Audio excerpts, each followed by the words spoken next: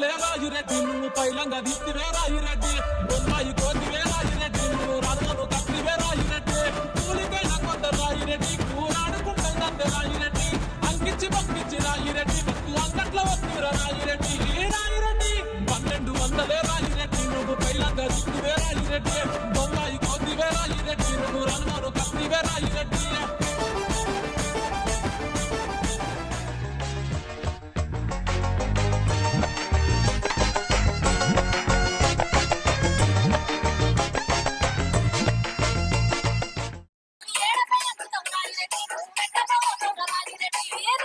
పోసావా